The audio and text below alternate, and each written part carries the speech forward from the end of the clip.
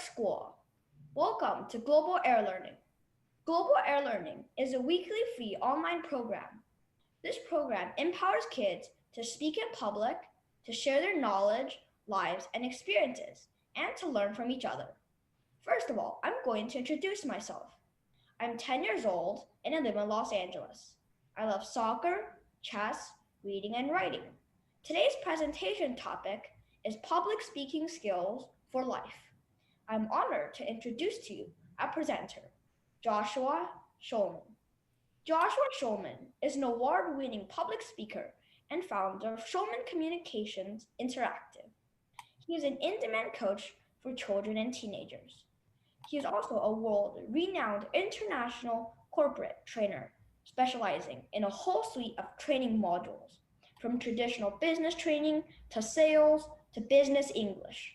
He even offers acting and voice classes and uniquely utilizes the skills of the strategy and tactical games of chess and poker. His unique communication programs are specially designed for all ages. He likes to say that all of these are under the umbrella of communication. He is a frequent presentation coach for contestants on the popular television show Shark Tank, and he has trained over 100 startups over the years. In 2006, Mr. Schulman came in third place in the regionals for the World Championship of Public Speaking, and he has won over 40 speech contests in his competitive speaking career. We are thrilled to have him here with us today to share his presentation on public speaking skills for life. Mr. Schulman will share with us an inspiring speech. If you have any questions, please save them until after the speech. We will then have a question and answer time for parents and children. Please type your questions into the chat in the Q&A time or raise your hand if you have a question, and Teacher Tanya will call on you during this question and answer time after the speech. Please welcome Mr. Joshua Schulman. Thank you very much, Felix. What an extraordinary introduction. I really appreciated that. Well, very nice to meet you all, and I appreciate you all having me here tonight. We're going to talk about some stuff here today that is very, very important in all areas and stages of our lives. As kids, to better get across our ideas and to share what we learned in school to our grandparents and our parents, not to mention sometimes people might want you to go and speak in front of other people. And definitely in high school you'll do it, and most definitely in college, and most definitely as an adult in life, in a job, you'll be asked to give presentations and speak all the time. In fact, I can guarantee you all something. If you are good at what you do, you will be asked to speak to a large group. If you're really good, someone's going to come up to you and say, "Excuse me, what's your rate?" And that means come speak to our company, come work for our organization. Maybe here's a check for capital raise for your company idea. All of those things become very, very interesting. So we'll get into that on what all this means and how we can be more effective as we're getting across our ideas. First and foremost, there is a great quote that I love. And by the way, starting presentations with a good quote is the good idea. We'll talk about that a little bit later. Gives people an idea that maybe someone smarter than us has got some ideas and insight that we don't have. So here's something interesting. The mind is a wonderful thing. It starts working the minute you are born and never stops until you get up to speak in public. Roscoe Drummond said that. And you know what's interesting about that?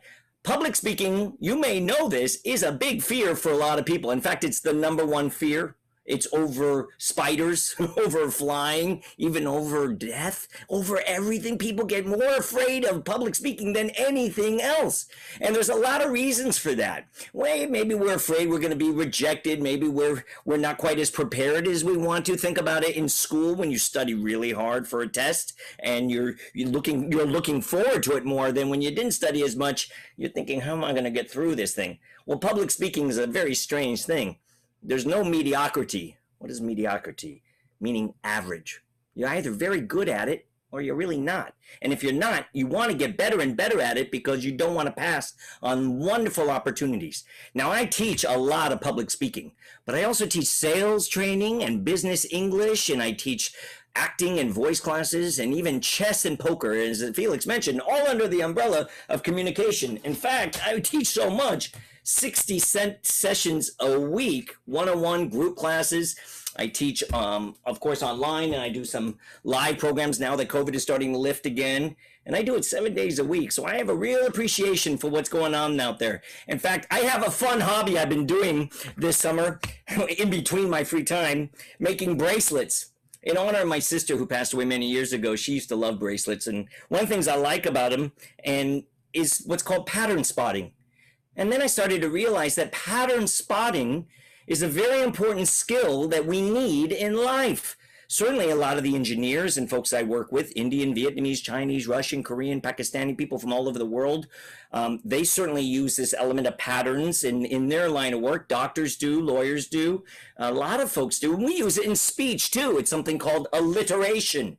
Like Dr. Martin Luther King, when he said, "I have a dream," he said it 8 times. I have a dream, right? And that was a very effective way of getting across his ideas. So I've been making my bracelets for friends and family, and it's been kind of neat because the idea of a pattern, which by the way is the dominant characteristic of thought and reason, is a very important idea. Now you may look at this and maybe think to yourselves what it might be. I know we don't have much interaction here. A lot of people look at this, they're not sure what this pattern is. Think if you know what it is for yourself. It's actually SOS, which means save our souls. If you were on a deserted island, you'd write SOS. But you know what? If you were on a ship, like maybe you saw Titanic with Leonardo DiCaprio, save our ship.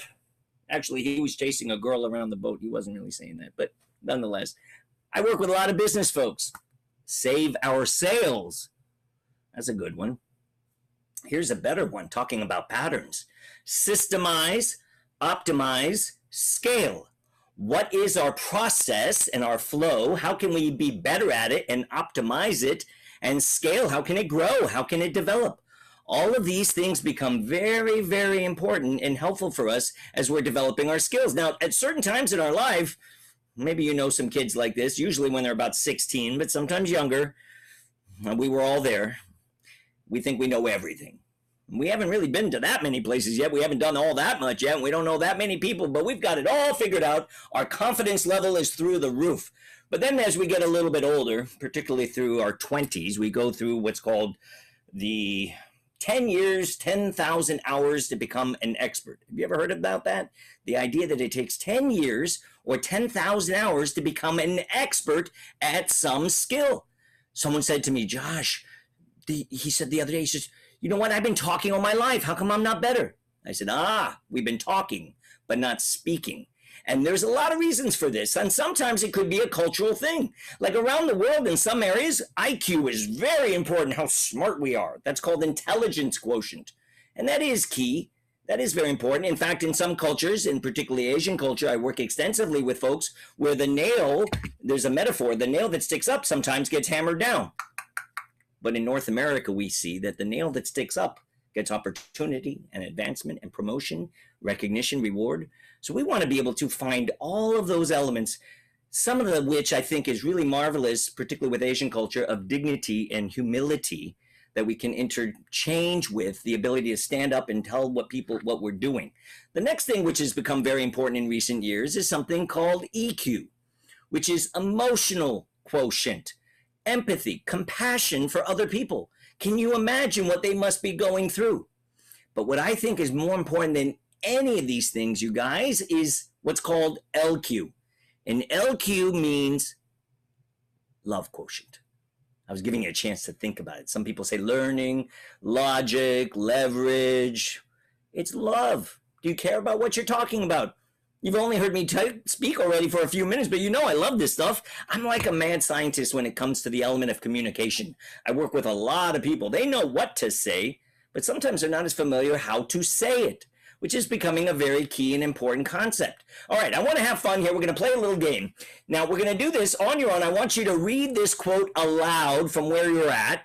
And Felix, you might be able to help me with a little bit of this because I think this is one area we can get some interaction and maybe chat. Everybody read the quote aloud, then I'm going to ask you a question, and you'll have 10 seconds to come up with an answer, and I'll tell you what that is in a second. All right, go ahead. Let's all read it together. How many, F as in Frank, the letter F, do you guys see in the quote? Only in the quote. That's what we call the parameter, that area. Go. What do we got? Let me see if I can pop in a little bit. We got 2s, 3s. What do we got there, Felix? So most people are saying 2s and 3s. I think it's 2s and 3s. We got 2s, 3s. Okay. 6. We got a 6. Oh, we got a 6. No, wait, hold on. A 6? No, Yes. wait.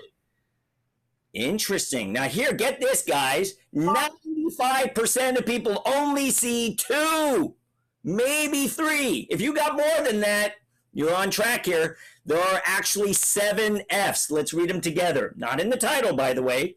In the quote. Here we go. Finished files are 2, or the result of is 3, years of is 4, scientific is 5, study combined with the experience of is 6, many years of 7, experts. Now, I teach chess, and one of the fun things about chess is when we're learning what the pieces do, and someone is playing and they lose a piece, they go, oh, I didn't see that. Well, sometimes we don't see certain things that are right in front of us. So don't worry if you missed it. What we want to do is kind of look at the whole board, like in chess and in life. And sometimes our perceptive filter of public speaking and communication is not in the correct place. We're thinking about things that are worrying us that we shouldn't really get all caught up about. In fact, when I talked about fear, there was a famous speaker, his name is Les Brown. He said, fear is false evidence appearing real. My girlfriend's from Mexico. In Spanish, she calls them cucarachas. They get stuck in her head. Sometimes there's other reasons that tell you why you're not good at things. Anyway, there are 6 key things that we need to think about when we're presenting and speaking. And again, I'm talking to a lot of different people on here at all different ages, and that's fine. So make sure it's relevant to you. And then later on, if you have questions, we'll be able to make sure that it's very tailored to you. All right, first and foremost, you can imagine, we got some writing on the screen. We could take that one off. Eye contact. Felix, can you help me out with that? There you go. Eye contact and connection with our audience is very, very key. All right, anybody who's writing, hold off for now. We'll do it later on. Gestures, how we're using our hands, and of course the space we have. Sometimes we might be standing in front of a classroom. Sometimes in work, we might be standing in a conference room in front of a table. And sometimes we might be even on a stage. I've been on stages sometimes with 5,000 people in the audience, and the lights are so bright I can't even see the audience. Even right now, I'm sure there's many, many of you, but I can't see you all. But you'll notice I've got a connection with you. I'm looking right at you, at the lens. So I call that UTL, use the lens, when we're talking about Zoom stuff. You might find that can be very helpful. Vocal variety and clarity in our speech. This is what we call elocution as well.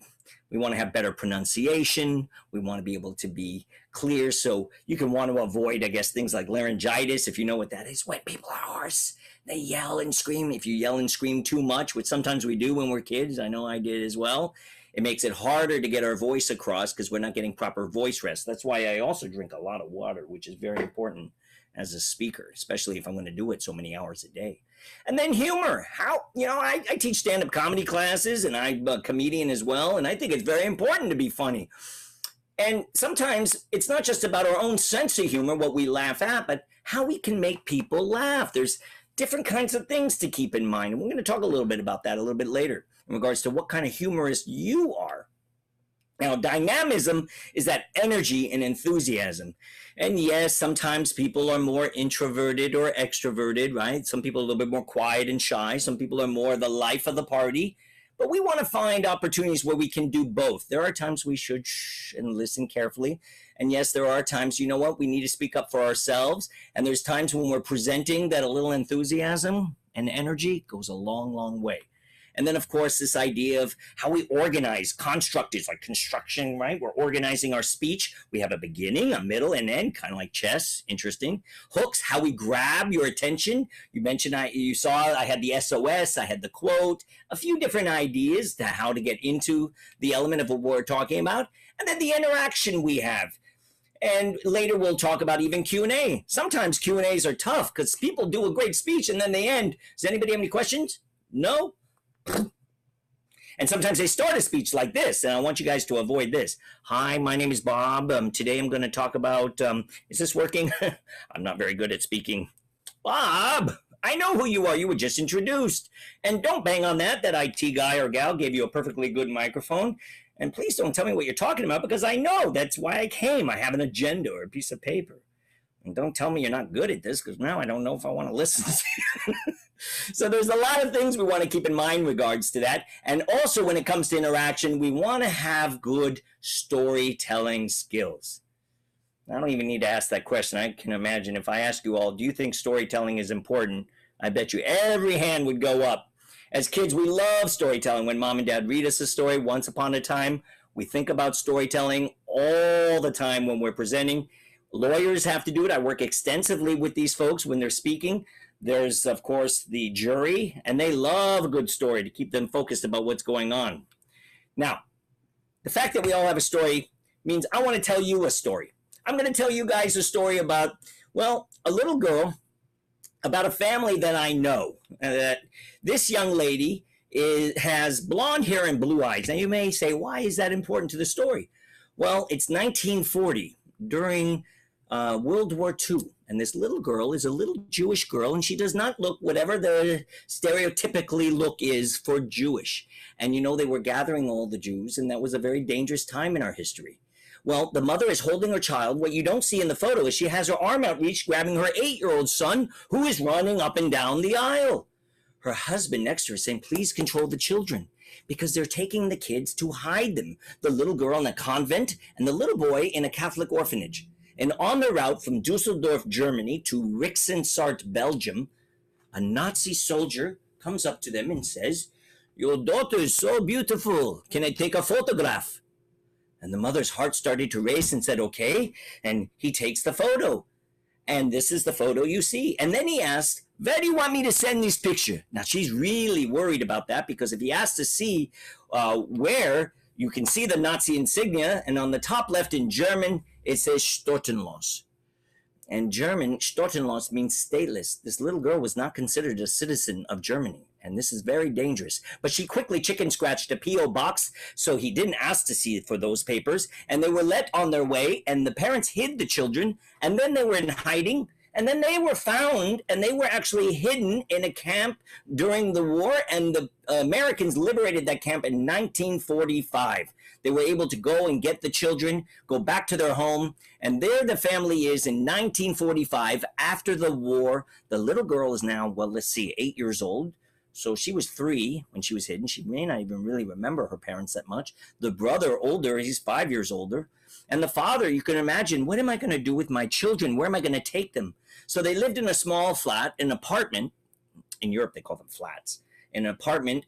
And in 1949, they came to the United States of America with not one word of English. The little girl wanted to be a doctor, but it was not so easy for women in the 1940s and 50s, and even Jewish too. And the brother wanted to be an engineer.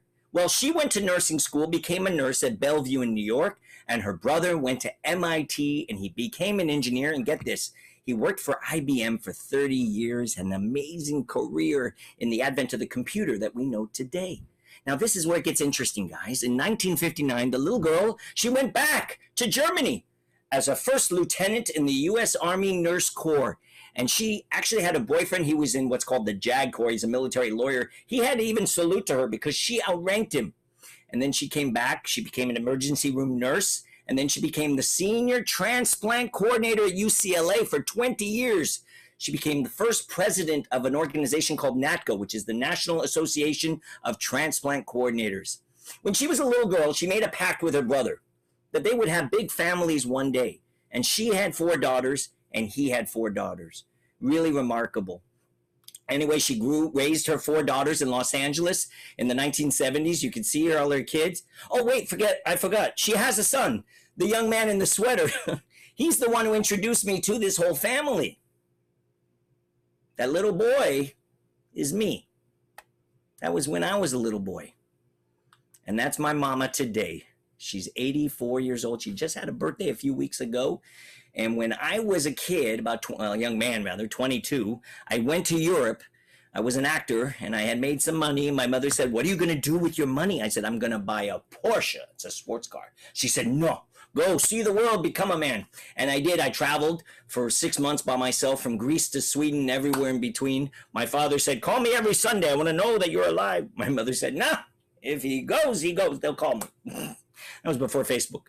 But I went and I found the camps, I found the train station, I found the orphanage, I found the apartment that Lay lived in. So when my niece and nephews, who are all different ages now, went with my mom last summer to see where she lived, she was able to know this story. And of course, I'm so grateful that I can share with you all this story today, which is very key. And that is my grandmother. And that's me as a baby. My grandmother, who was holding my mother on the train, there she is feeding me 53 years ago, 1967. And she would say to me, Tatala, and Tatala is from a Jewish language called Yiddish. It's kind of a German Hebrew mix. She would say Tatala, which means sweet boy. Tatala, they could take away your home, they could take away your business, but they could never take away your soul to start again. You know, this has been a tough time for a lot of you guys right now, and families and people going through this COVID and this crazy pandemic. You all have some amazing stories to tell your kids and grandkids one day for sure. But we can always start and regroup again and develop new things. And that's why communication is so important. You know, they've been changing a lot of the things about that. Education is key, but a lot of people tend to study in school sometimes too much for the test and not the knowledge. And so one of the most important things is to tell people what you know and what you've learned. And this is why I do what I do. It really helps me kind of appreciate. This is almost like an obligation, a responsibility to even tell my story. And I appreciate that you let me. And this I've been doing all over the country for a long time. I travel all over the place to businesses and schools and all kinds of organizations to speak, and of course training people for various different events and things. In fact, I'm going to tell you something interesting. Sometimes I've had some challenges. I've had 4 knee surgeries, 5 total, in the last 6 years. One of my clients is a trampoline company, very innovative, unique trampoline from Australia. We go to New York for the big toy fair. It's one of the largest in the world. I hired Olympians. You could see them jumping on the trampoline. You could see me standing to the side. Now, what happened here, interesting, a guy from Chile comes up to me and says, "Can I do that? I have bad knees." I said, "You know what? I jump every day in our warehouse, and I tore my ACL, my knee, 10 years before. So I go in there, I start jumping, I landed straight leg, busted my knee. I told the president of the company, he's sitting on a couch. I said, "I have to go to the hospital quickly." He said, "Oh, come on, mate. You're very good at that public speaking. Buck up." And boy, did I. And they taped me up with called K tape. And there you could see I went through amazing rehab. So I've been doing speeches, keynote rehab online. I started moving everything online. And then, of course, when the pandemic hit, my business exploded. It got even bigger and bigger because now we have people all over the world who want to build their skills. And even my girlfriend, Ava, on the bottom right, you could see she had a car accident while she was taking care of me, and her shoulder got injured, and she had surgery at the same time. And this is after I had just finished this whole ordeal and challenge with cancer. I'm really good today. I'm doing much better, and I'm very happy for that. On the first day of my chemotherapy, my girlfriend said, "Honey," she's a hairstylist, a makeup artist, "I'm going to shave your head. Cancer is not going to take away your hair. I'm going to take away your hair." And boom, I've often had this feeling, if I don't mind, it doesn't matter. And if it doesn't matter, I don't mind. So I did my chemo on Friday so I could be back to work on Monday. And 6 months later, I finished all of my treatment, and here I am. I'm very grateful for this. This was a very important part of my life. And then, of course, I started speaking at events all over the country, going all over the place. People wanted to know from my regular work, of course, but then they want to know, how come your head is shaved? And I was able to tell my story. And now I'm working with a lot of kids and a lot of teenagers and adults who've gone through these kinds of situations. And, you know, it's interesting. Last year, I raised a lot of money for Cure Cancer Research and the Lymphoma Society. When they found out I was an actor, I was a public speaker, and I had cancer, they were like, come here. I'm like, wait, don't make me cancer, boy. But actually, it's been very important and helpful to a lot of different people. Think about why you guys do what you do. You know, sometimes it's not just about what we want to be when we grow up, because I can promise you this. Sometimes you'll hear you might have not just 5 jobs in a whole lifetime. You could have 5 different careers.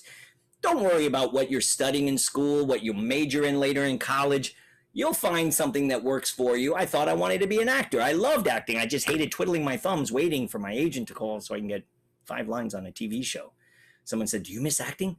I said, "I just did a keynote pre-COVID for 1,000 insurance lawyers.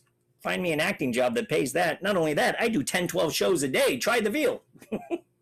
So it definitely is important to find something you love to do, that you're very interested in, and you can be able to talk about it all day, every day. That's for sure. So let's go over some ideas of some specific skills and things you can do. And I might answer that question somebody had to help us with our public speaking skills. And this works for all ages. Now, you may hear something someone says, "Know the room." I mean, literally, visit the space.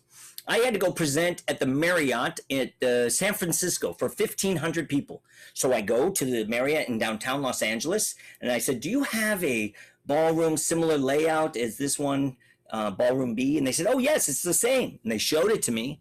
I went in there. I practiced my speech. I slept like a baby for the next 30 days. I even saw some busboys and folks, and I said, "You all want to be entertained?" And it worked out pretty well. Another thing I like to do is know the audience. Like, why do they come hear me speak? There's only 2 reasons we ever speak in front of a group. Either they ask us to come speak, like I'm doing with you today, or we ask someone for the opportunity to speak. So there's a little bit difference of a dynamic. To give you an idea, my last major speech pre-COVID was for 750 people at Embassy Suites in Downey here in Southern California. 450 people came up to me and said, "Excuse me, sir, do you have a business card? I want to do what you do on stage." So you can imagine when I go early and I'm shaking hands and talking to people, they come and sit in the front, and now I'm smiling. I'm looking at smiling faces. It's a lot more comfortable, and it certainly can put your nerves at ease. Now, eye contact and gestures, there's a couple of things I want you guys to keep in mind. And of course, I go in great detail in my courses and programs, but we want to do what I mentioned before, use a lens. You'll notice 3 things that are going on right now. 1, I'm looking right at you. Now, I have multiple monitors, but I'm not looking over here. If I'm looking at that screen or at a different part of the monitor, that won't really be a strong connection to you. So you want to get used to looking at the lens. In fact, I put red bicycle reflectors tape by the lens so I can see you clearly. And the second thing is where our hands are. We want to have what's called resting place. If you think of Marvel, Iron Man, Tony Stark, he had like a magnet. So imagine you have a magnet here, here, right thigh, left thigh. So your hands are either by your side when you're speaking or here in a slight little clasp, not closed, because when you close your hands and you get nervous, you're going to start sweating. And when you start doing that, it's going to be distracting and pulling from your message. So either here, then you make your gestures, say the things you want to do. Maybe you want to compartmentalize some idea. Maybe you want to envelop and create bigger ideas, concepts, or maybe you want to emotionalize and maybe have some feeling about what you're talking about. But then you go back to what we call RP, resting place. I made up these things, but they help people to remember what we're talking about. The mention before about the vocal variety. Do you guys know 85% of the population speaks in what's called monotone, one level? And also, they also tend to have a lot of ums and uhs and likes, you knows. Maybe if you've heard people talking, you go, "Oh, wait, they say that a lot." And so when people do say that, they're afraid someone's going to interrupt them. And so it makes it difficult, though, for the listener to try and navigate through with what you're trying to say. So a good idea to get rid of those is get a mason jar from Target next time you go, and a quarter, go get a roll of quarters at the bank. And next time someone in your family says, like, you know, quarter goes in the jar. At the end of the week, you guys go for yogurt or maybe buy a Prius. I don't know how bad it is. So those things can be very helpful to get past. Another thing is to keep in mind that our body is our instrument. For me to be able to do this 10, 12 hours a day, 7 days a week, I have to be focused. I have to have good energy, clarity, and focus. Someone asked a question about forgetting what we're talking about. Yes, mind blank is a big challenge. And the fact is, if we're really prepared and we practiced and prepare, I'm writing a book on this called Wing It Doesn't Fly. We'll be ready for any situation. Now, HENS Plus, I made up my own acronym, and it means simply this. We need to drink a lot of water. How many of you have a water bottle within maybe a foot of you right now?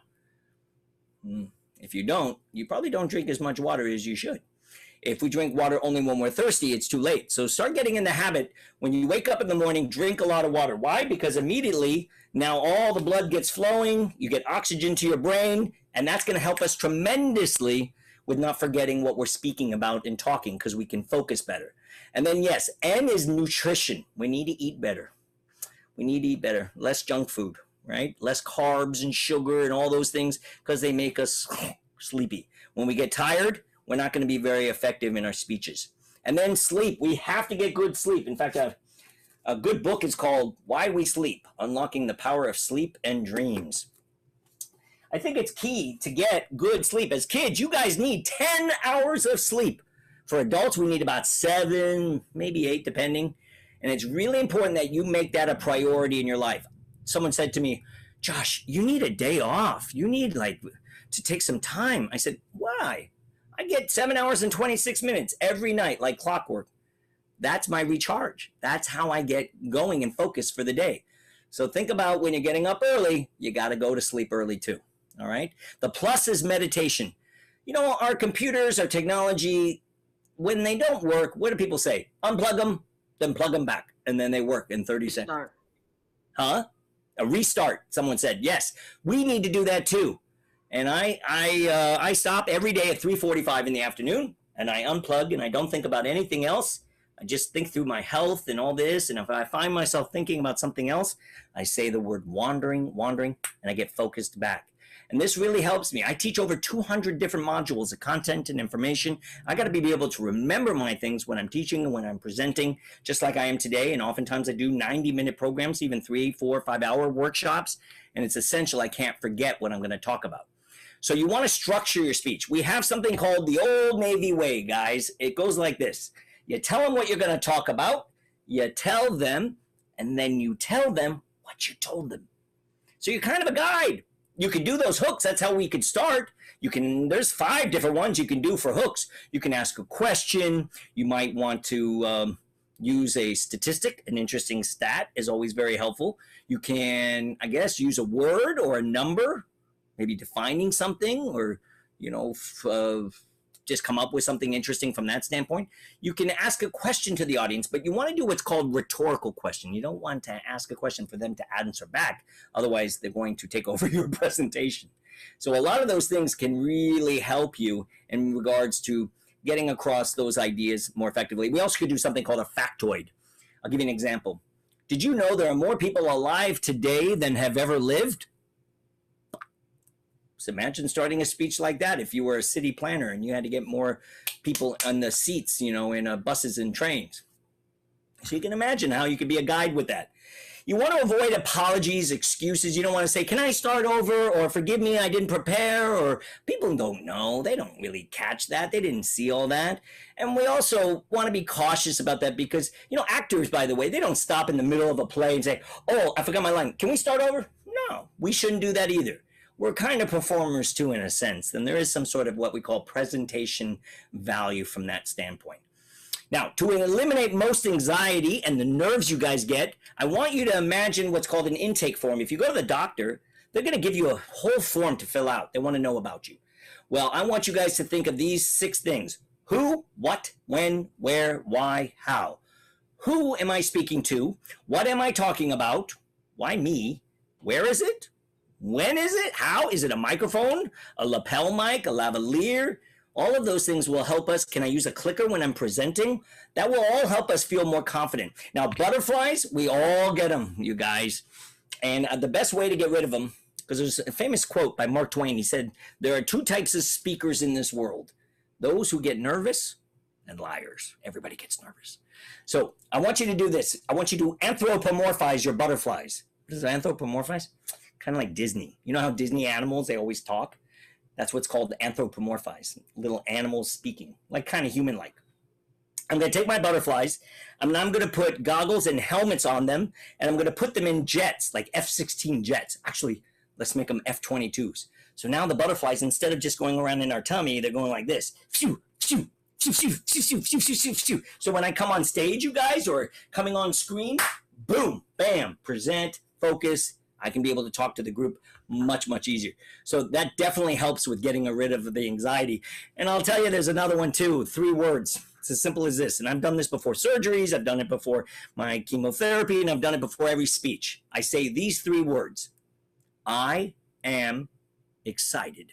I am excited. I am excited. I am excited. And what it does is it plays a trick on the brain.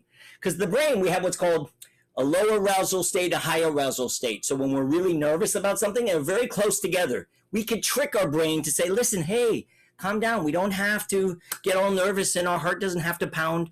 I got this. I'm excited. I'm looking forward to this. Kind of like when mom and dad said we're going to Disneyland. So think about how you can do that. It can help a lot. Now, there are 4 types of presentations or speeches you're going to possibly give in your lifetime, I promise you. One might be informational, educational. Another one might be demonstrative, where you show people how to do something. Another one you might be, which is called persuasive, to get them to change their mind. And then the 4th one would be motivational, inspirational, which are different, to get them to want to do it. So all of these things help. And of course, extemporaneous speaking, I don't know if you're familiar with this, that means no notes. To be able to speak and present without pieces of paper. When we hold note cards or we have pieces of paper we have to read or all that, we lose our confidence and our audience loses confidence of me. You'll notice I haven't been reading any script to you. All of this is for my understanding and my awareness of my material. And that's why I'm speaking with you for today. So in regards to your own humor, there are 4 types of humorists. You could be a stand-up, like not a comedian, but more comic-like and funny, ha ha ha. And then there's someone which is something called the sweetheart, which is more subtle and maybe self-deprecating, make fun of yourself. You could be a kind which is the sniper. A lot of teenagers are snipers, right? They love to make fun and tease other people. And then there's something called the magnet, which is kind of charming and charismatic. All of these things are very helpful if you can reconcile and put together. That means to put together your own stories that you can bring them on the fly. And those are the keys. Those 10 tips will help you tremendously. They will make more sense to you as you develop your skills going forward. Because remember this, and Warren Buffett is one of the most wealthiest men, people in America, rather. And he said, if you can't communicate and talk to other people and get across your ideas, you're giving up your potential. So those are the things that I want you to keep in mind. In fact, I have a trifecta: public speaking, sales skills, and yes, power English, whether English is your second language or not. It's not just about definite articles and plurals and pronouns and prepositions and idioms and vocabulary. It's also about onomatopoeia and malaprops and similes and metaphors and even alliteration. You'll learn about all these things, but they're very helpful ways for us as a device to get across our ideas. Well, it's been a joy talking to you all. I'll share with you, I teach an 8-week course, which is very, very popular. I do it online, privately, and group classes, all ages. You can imagine I work with Apple and Facebook and Google engineers, and I work with lawyers and doctors, and I work with teenagers and little kids as well. I even have my chess classes, or with my puppets, you can see them, as young as 3 and 4 years old. So all ages and different types of folks. And here you can see a lot of the things that we talked about today are in my class. Now, time and goal management, yeah. Don't just talk the talk. You got to walk the walk. If you say you're going to do something, execute it. Make it happen. Well, I'm on all social media. If you find me on there, you can reach out. I'm on everything you can think of, including a lot of the ones around the world. Keiko Talk is Korea. Line is, of course, in Japan. Link is India. WeChat is Chinese social media. It's bigger than all of these combined. I'm Chess Coach Josh on chess.com, and I'm Poker Coach Josh on PokerRR2, which is an interesting app, of course, and then Facebook and Twitter and all those other ones. So let's open it up so that you guys can ask all the questions or anything that you have so that I can be able to help you with any specific ideas that you have. Thank you, Joshua Schulman. This is the Q&A part. How do you not get scared when you're doing a presentation? Oh, well, I mentioned a couple of the ideas. Remember the butterflies thing? I put little helmets on and I pretend that my butterflies are actually in jets. It works. And also say, I'm excited. If you prepared and you practice your speech, and by the way, I don't think it's a good idea to memorize speeches. I did for the big speech contest we talked about before. This was for the regionals for the World Championship of Public Speaking. I came in 3rd place in that. That was kind of exciting. You can see it here. That was back in the day in 2006. And yes, I was very, very nervous about that. and very anxious, but I practiced and I prepared tremendously. So when you practice and prepare, you're probably going to eliminate most of the major nerves and stresses. Kevin. So, hi, Mr. Sherwin. I'm Kevin, and I have a question for you. So, sometimes when I do presentations, people ask questions, and what should I do if they ask a question that which I don't know the answer? That's a good point, because sometimes they'll ask us something we're not familiar. I think honesty is a good thing. You know what? That's a great question, Kevin. You know what? I'm going to find out. Talk to me after and let's see if I can get the answer. Or I'll try and see if I can finesse it as best as possible, but I want to make sure I'm being truthful. I don't want to answer a question. In this day and age, people can Google up what you're talking about, right? So it doesn't make sense to just say, whatever that comes to mind. But that's probably a good idea if I'm not familiar with what it is. That's why oftentimes when we're talking to a group, it's about a subject we know very well. And in school, we have to give presentations on something we studied or learned. So that is in the same category. Oh, okay, thanks. Thank you. And Joshua, Annie wants to know, do speakers memorize words or do they say what comes to their mind? Yeah, we want to avoid the memorizing, because if you focus on memory only, and I'm going to tell you, I gave a big speech. When I did the speech contest, I was asked to speak at a lot of different places. And one time this happened to me. It was in Honolulu in Hawaii. I was in an office building, 90 people in the audience, windows all around while I'm doing the speech. And that one is 7 minutes. And I did memorize it. But I was an actor, a professional actor. I could do that. I look out. I saw the beautiful palm trees in the ocean. I look back to the audience. I forgot my words. My heart dropped to my stomach. I didn't know what I was going to do. I stopped for a moment and I remembered this, because this can help us if we forget what we're talking about. I call it PBCE. Pause, breathe, change eye contact. And it resets, and it really can help because it gets oxygen to the brain and I can remember what I was talking about. Well, that's what I did. Well, after we went to lunch and a guy came up to me and said, I really enjoyed your speech. I said, oh, thank you. He said, my favorite part was when you held this in the palm of your hand and I timed it. It was almost a minute. I said, wait, you like that part? Oh, see, he didn't know that I made a mistake. So that can help you tremendously. Is pause, breathe, change eye contact. You're not making a big deal about it, but what's going to help, if you had practiced and prepared, you'll be ready for it. And Joshua, look what I keep right on my laptop, this little Post-it. I often show it to the children. It says pause and breathe, because it doesn't matter how many times you've done public speaking. It's so important to remember. Absolutely. When people argue, what do they say? Walk it off, breathe, breathe. If someone gets hurt or something, what do they say? Breathe, breathe. Breathing is really important, guys. We want to learn how to even do it. Don't take it for granted. Good breaths will help get oxygen to your brain and calm you down tremendously. Now, Isaac wants to know, again, if I forgot what I say on stage, what should I do? Well, you can pause, breathe, change eye contact like we talked about. I can skip a little bit and get back into something else. I can focus on where am I lost at? What you want to be careful is that you don't find yourself leaving yourself. There's an old Greek philosopher and senator named Marcus Aurelius. He would often talk about what's called, back in the day they called it bird's eye view, right? So you get a view. Let's modernize it. We'll call it helicoptering. Maybe you come out of your body and you're watching yourself give the speech and you're not focused. You're not paying attention. Well, listen, we're human beings. We're going to forget something, or maybe we lost our way. Just kind of get back into it. And I think what she just mentioned, Tanya, about the pause and breathe, and I've been mentioning about, can help tremendously. That's why this is a skill. Keep this in mind. This will help you. What we're discussing today is not a natural ability. It's not, I don't believe you're just naturally talented. I think it's a skill. I'm not that natural or talented. I worked very hard in all these different elements all my life. And even as a child in 9th grade, they had a contest to give the speech. It wasn't the valedictorian, like the best student. It was a contest, and I won, and I got to give that speech, and it became a big part of my life, throughout my life, speaking. Another question. And Zemo had some wise words of just let it go. How important is that, Joshua? Oh, yeah. You know what? If you did your best, that's fine, right? And then you leave it and let it go. And you should be content with that.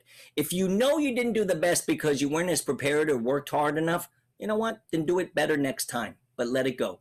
People's memory is very little when it comes to these things. Nobody's going to remember how it went and all that. But don't avoid not doing it. When the teacher asks, does someone want to volunteer? Be the first one. And I'll tell you why. By being the first one, it proves and it shows courage to the rest of the group and your teacher. And not only that, if you're the last one who has to go up and speak, guess what? You're going to listen to everybody else give a speech, and they're probably going to say what you wanted to say. So be the first person. It's always a good tip. Exactly. And Helena wants to know, why does our brain get tricked when we say things like, I'm excited? Yeah, because we can trick ourselves into a lot of things. We can trick ourselves into not doing things. We can tell ourselves, our personal self, we talk to ourselves, say, I'm not good enough, I'm not strong enough, I'm not any of this. Well, it's not true. But we talk ourselves out of doing things all the time. So the idea is, how can we talk ourselves into something? That's why I like teaching the game of poker, by the way. You'll get a kick out of this, guys. These are my poker chips, are very interesting.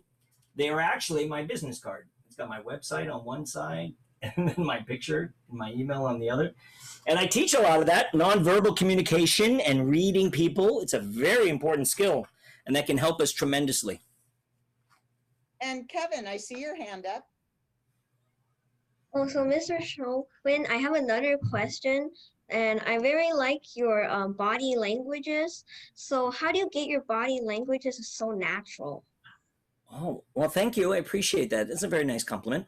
Well, I tell you what, when you try those things I mentioned, the RP, either here, right? Your hands are either here or by your side.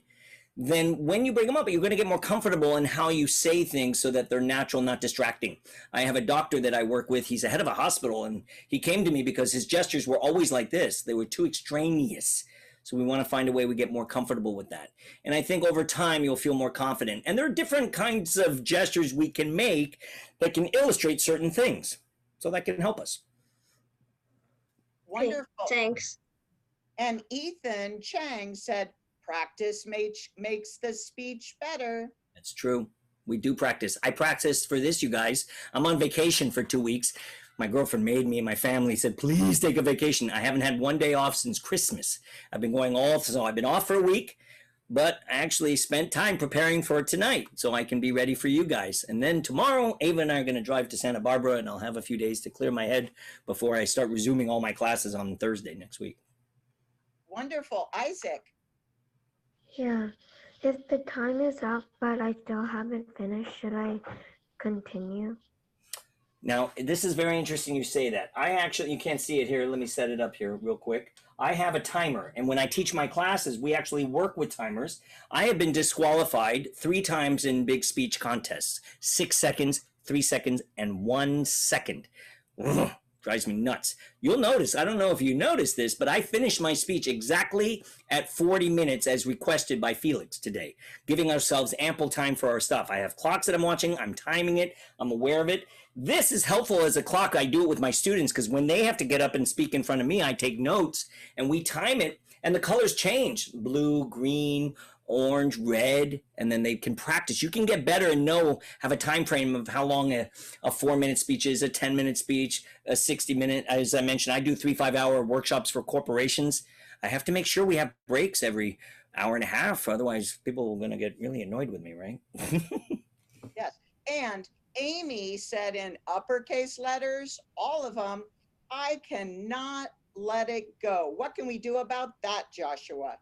You mean like what we were talking about before about how we did? Yes. Okay. Well, one of the things the nonverbal can help us in body language, I've never given a speech and left and not known how it went. I asked one of my students recently, she had to give a speech, a teenager. I said, how'd it go? She said, I don't know. I said, yes, you must. You were looking at everybody. If any of you have ever taken your doggy to the vet, they sometimes come back with a cone, right? Well, that's so they don't scratch their ears, right? Well, guess what? I imagine my audience all has a cone because they don't expect that I'm looking at them like that. I'm studying them. If someone looks at me and goes like this, maybe I didn't explain it very clearly, or maybe I misspoke or had wrong information. But I have to let it go. I do the best I can, and that's all that's expected of anyone. but it's important because we got to move forward. Always one step at a time. Tomorrow is a new day. And if you worry about something that happened in the past, it doesn't make sense. My niece told me a great quote that I love. Yesterday is history. Tomorrow is a mystery. Today is a gift. That's why we call it the present. So focus on the moment. Boom, finish, move forward. Wonderful, Kevin, and then Felix. So, Mr. Sherwin, I have another question. So, what do you usually do 1 minute before your speech? Do you just take deep breaths or do you do something else? Good question, actually. You know what I like to do, Kevin? I do push-ups. I do sit-ups, I do different arm exercises. What I like is I have another little contraption here I use. I like to get the blood flowing and all that extraneous energy that maybe I'm a little nervous or anxious to dissipate. So that helps me tremendously. And I drink water a little bit just before, so I make sure that I'm not hoarse when I'm speaking. Not too much, because I don't want to have to leave in the middle and have to go to the restroom, right? Okay, thanks. Wonderful. Felix. Excuse me, Mr. Schulman. Yes. So how long should a normal or good speech be? Well, it's all different. And you should ask. I'm going to tell you, even professional speeches, when companies hire me and they pay me a lot of money to go speak to them, I say, well, how long would you like? They say, I don't know. How long do you want? Well, maybe 60 minutes, 90 minutes, 20, depends. If I'm training, it's a keynote speech. It's often around 40 minutes, 45 minutes, which means like a special speech during a dinner.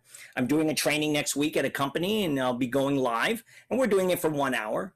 But it depends. Most speeches are shorter though. Definitely in school when your guys are kids, most of your speeches are probably not going to be more than maybe 5 to 7 minutes, depending, right? So I wouldn't worry too much about that. Focus on what you got to talk about and making sure that you're not going too long. Like I have a lot of information. This stuff I'm talking about today, guys, I could do hours. I do 5-hour workshops on this. I can also do it in a 10-minute short little overview. So most of the things we talk about, you can change it for what's needed. Wonderful. Annie wants to know, how do you do so many classes in a short time? Well, I'll show you. I'm very, very organized. And now it's interesting because of my schedule with everything going off right now. But when I go back, that's what my schedule will look like. Every hour with a 15-minute break in between. And so it keeps me well oiled and organized. And just like you, when you're in school, you go from class to class to class. I need 15 minutes to go to the restroom, to have some water, to make phone calls, return people, maybe walk around the block. If I have a cancellation, guess what? My phone is on Do Not Disturb airplane mode anyway. I get to catch up on reading. That's how I read a lot of books a year. Wonderful. And Zemo had 2 things to share. First, don't be frozen stiff when you're nervous. And she found a great quote, say goodbye to yesterday. Yeah, I think we can get too caught up in the past. You know, nostalgia is nice. It's beautiful. I mentioned to you guys I wear the bracelets in honor of my sister Diane, and I don't dwell on that. I mean, I'm sad I lost her and everything, and I think about her a lot, but that helps me. But it inspires me to be focused for the future. Annie wanted to know, how are you so calm during the speeches? Oh, well, you mean what I did today? Or you mean, or how can someone be calm? Yes. Well, I guess the breathing is good, right? To take our time. I know if I'm going to be speaking for 40 minutes and I had a segment of, I knew how many slides I had, I rehearsed and practiced and I was able to get it done because this speech is a little bit shorter than I normally give. And I want to make sure that I can get through the information well enough. If I know that I was too short, I can take more time. And I want to mix it up. Sometimes you want to speak quickly. When I speak at schools, the kids love my energy. It's fast. But sometimes, you guys, I speak to older senior homes pre-COVID. And you know what? They like the old school, what's called orator. And I'm much more slow and methodical in the way I speak. Sometimes loud, but not yelling. Sometimes soft, but of course not whispering. So mix it up a little bit. Yes, Kevin. So I have another question. So when you're talking and some of the audience are not really paying attention and you're realizing that they're losing interest, should you just come up with something or should you just keep on talking what you're trying to say? It's a good question. Kevin, because I think people get lost or focused and maybe they get into their rhythm and they're not paying attention. I'm watching my audience typically. Now with this, it's a little hard because I don't get to see all your faces, but typically I would. And if I see some folks here are looking on their watch or checking their phone, I better get back to why I was presenting in the first place. Is there something about my story here? Am I on autopilot? And I'm just doing it in rote and it doesn't sound very enticing or engaging.